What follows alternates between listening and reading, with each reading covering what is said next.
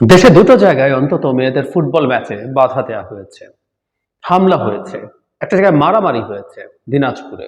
এটা নিয়ে কিছুক্ষণ আগেই একটা ভিডিও আপলোড করেছি। এখন দেখতে পাচ্ছি সরকার ফুটবল ম্যাচে বাধা নিয়ে নিন্দা জানিয়েছে। সরকারের কাজ নিন্দা জানানো কিনা, সরকারের কি করা উচিত সেগুলো নিয়ে কথা বলতে চাই। আগে যে প্রেস বিজ্ঞপ্তি দেওয়া হয়েছে তাতে বলা হয়েছে সম্প্রতি মেয়েদের দুটি ফুটবল ম্যাচ পরিচালনার ক্ষেত্রে যারা বাধা দিয়েছে তাদের এই কর্মকাণ্ডে নিন্দা জানায় সরকার। বিবৃতিতে বলা হয়, নারীরা বাংলাদেশের নাগরিক এবং পুরুষদের মতোই সমানভাবে মানবিক ও নাগরিক অধিকার ভোগ করে। অন্তর্বর্তী সরকার বাংলাদেশী নাগরিকদের পূর্ণ অধিকার নিশ্চিত করার জন্য যথাসাধ্য চেষ্টা করে যাচ্ছে। কেউ নারীদের অধিকার লঙ্ঘন করার মতো ঘটনায় সম্পৃক্ত হলে বা এই ধরনের কোনো বেআইনি বিধিনিষেধ আরোপের সঙ্গে যুক্ত হলে তিনি বা তারা দেশের প্রচলিত আইনে যথাযথ ব্যবস্থার মধ্যে পড়বেন বলে উল্লেখ করা হয় বিবৃতিতে। তারপর সরকার আরো কি যা নারীদের ফুটবল খেলার জন্য আরো কি করেছেন এসব বলা হয়েছে। ডক্টর ইউনূস নারী অধিকারের পক্ষে, গ্রামীণ ব্যাংকের মালিকানায় নারীরা প্রায় সবাই, ফলে এক ধরনের এন্ডোর্সমেন্টের চেষ্টা যে সরকার খুবই নারী বান্ধব সরকার। আমি নীতিগতভাবে মনে করি এই সরকারে যারা আছেন তারা নারীদের অধিকারে বিশ্বাস করেন, এটা আমি বিশ্বাস করতে প্রস্তুত আছি। কিন্তু প্রশ্ন হচ্ছে, যখন নারীর অধিকার লঙ্ঘিত হয়, নারীর উপরে আক্রমণ হয়, হামলা হয়, কোনো না কোনো ভাবে নারীদের উপরে ভয়ভীতি প্রদর্শন হয়, মানে এই সরকারের আমলে অন্তত 3 জন অভিনেত্রী একটা গতকাল যুক্ত হয়েছে, তারা কোনো শোরুম বা দোকান উদ্বোধন করতে যেতে পারেননি সোকল্ড তৌহিদি জনতার বাধার মুখে। আমার মনে পড়লো যখন নিন্দা জানিয়েছে, এবং আমি খুঁজে পেলামও, এর আগে যখন মাজার ভাঙা হচ্ছিল তখনও সাংস্কৃতিক ধর্মীয় স্থান ও সুফি মাজারে হামলা, সরকারের তীব্র নিন্দা, একই রকম তীব্র নিন্দা হয়েছিল এবং ব্যবস্থা নেবে বলা হয়েছিল। এটা তারিখ হচ্ছে 14 সেপ্টেম্বর 2024। তো 2024-এও তীব্র নিন্দা জানিয়ে এবং ব্যবস্থা নেওয়ার কথা বলেও মাজার ভাঙা, মাজারে হামলা বন্ধ করা যায়নি। শেষ পর্যন্ত এই হামলা হওয়া মাজারের সংখ্যা 80 ছাড়িয়ে গেছে। তাহলে প্রশ্ন হচ্ছে, নিন্দা করে কি লাভ? আর সরকারের কাজ কি নিন্দা করা? আমরা নিন্দা করতে পারি, আমার হাতে ক্ষমতা নেই। আমি এই ভিডিও করছি, আমি আসলে নিন্দা জানাচ্ছি, আমি এটার বিরুদ্ধে আমার প্রতিবাদ জানাচ্ছি। আমি চেষ্টা করছি কিছুটা হলেও যদি সম্ভব হয় সরকারের উপর চাপ তৈরি করতে, বা আর কারো মানুষকে এটার সাথে এনগেজ করা, সো দ্যাট সরকারের চাপটা অনেক বেড়ে যায়, সরকার যাতে স্টেপ নিতে বাধ্য হয়। এগুলো আমরা করবো, কারণ আমার হাতে প্রশাসন নেই, আমার হাতে আইন প্রয়োগ করার ক্ষমতা নেই। কিন্তু একটা সরকারের হাতে সব কিছু আছে, আইন প্রয়োগ করার ক্ষমতা আছে, আইন আছে, এবং তাকে বিচারের হাতে তুলে দেওয়ার ক্ষমতা আছে। বিচার ব্যবস্থা বাংলাদেশের স্বাধীন, এখন আমরা অন্তত সেটা বিশ্বাস করি। তারপর বাকিটা বিচার বিভাগ দেখবে কি ব্যবস্থা নেওয়া যায়, বিচারিক কি ব্যবস্থা নেওয়া যায়। ফলে যে সরকারের হাতে এক্সিকিউটিভ পাওয়ার থাকার পর সে নিন্দা জানায়, সেই সরকার নিজেকেই আসলে সরকার হিসাবে স্বীকার করে না। আমরা স্বীকার করা দূরেই থাকুক।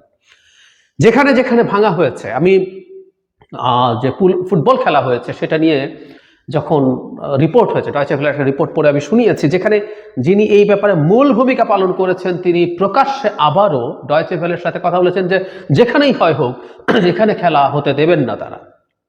কে বলেছেন, কি বলেছেন, সব নাম সহ উনি নিজের নামে অন রেকর্ড এই কথাবার্তাগুলো বলেছেন।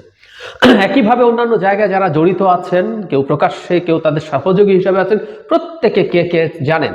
এমনকি ওই যে খেলা বন্ধ হলো, সেখানে একটা জায়গায় একজন ইউএনওর কথা আছে, যিনি বাধা যখন দিতে এসছেন তখন তাদেরকে মানববন্ধন করার প্রেসক্রিপশন দিয়েছেন, সো দ্যাট উনি দেখাতে পারেন যে প্রতিবাদ হচ্ছে, যেটার উপরে ভিত্তি করে তারা এটাকে বন্ধ করেছে। সো এগুলো কোনো কিছু লুকোছাপার ব্যাপার না। আর যেগুলো প্রকাশ্যে আসবেও না, সেগুলো বের করার জন্য গোয়েন্দা সংস্থা আছে, পুলিশ আছে, তারা তড়িৎ ব্যবস্থা নেবেন, এবং ব্যবস্থা নিয়ে ভিজিবল করতে হবে যে এই যে আমরা এই ব্যবস্থা করেছি এর জন্য।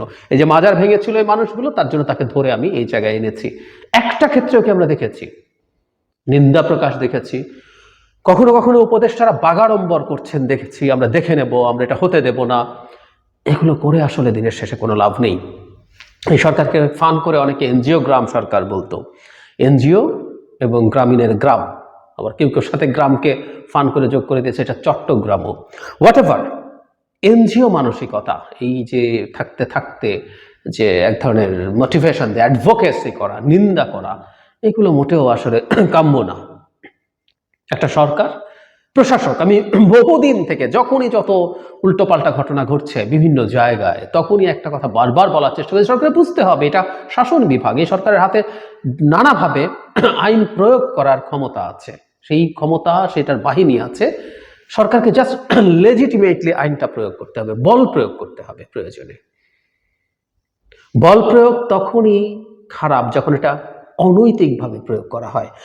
শেখ হাসিনা যেটা করতেন আমরা ঘৃণা করতাম।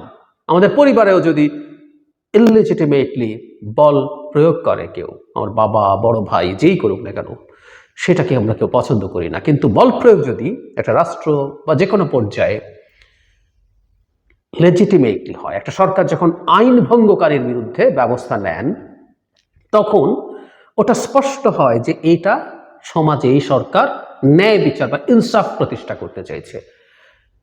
যারা আইন ভাঙছে তারা সংখ্যায় যত বেশি হোক না কেন, সে যদি আইন ভাঙে তার বিরুদ্ধে ব্যবস্থা নেওয়া। এই কিছুদিন আগে কিছু পাহাড়ি স্টুডেন্টদের কর্মসূচিতে প্রকাশ্যে অন ক্যামেরা হামলা করা হয়েছিল, কারো বিরুদ্ধে কোনো ব্যবস্থা নিতে আমরা দেখলাম? আমি আগে একদিন বলেছি তাদের যে দাবি, সে দাবির সাথে আমি একমত নই, আদিবাসী শব্দটা নিয়ে আমারও আপত্তি আছে, কিন্তু তাদের একটা শান্তিপূর্ণ প্রতিবাদ এবং দাবি দাওয়া জানানোর জায়গায় যেভাবে স্টুডেন্ট ফর সভরেন্টি বা এরকম একটা নামের সংগঠন প্রকাশ্যে যেভাবে ওদের উপর হামলে পড়েছিল, কিছু করেছে সরকার? করেনি। এভাবে বহু ঘটনা ঘটে যখন আমরা দেখব সরকার আসলে ব্যবস্থা নিচ্ছে না, নিন্দা প্রকাশ করছে, নিন্দা জানাচ্ছে, সরকার আসলে নিজেকে একটা সুশীল সমাজে পরিণত করে।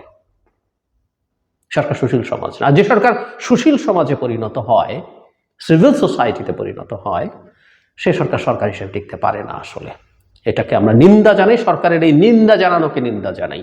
সরকার আসলে পদক্ষেপ নিয়ে জনগণের সামনে ভিজিবল করবে এই এই অপরাধ করেছে, এর জন্য আমরা এই ব্যবস্থা নিয়েছি, একে গ্রেফতার করেছে, একে আইনের আওতায় এনেছি, আনবো, এই কথা বলার কোনো স্কোপ একটা সরকারের নেই, যার হাতে সব ক্ষমতা আছে।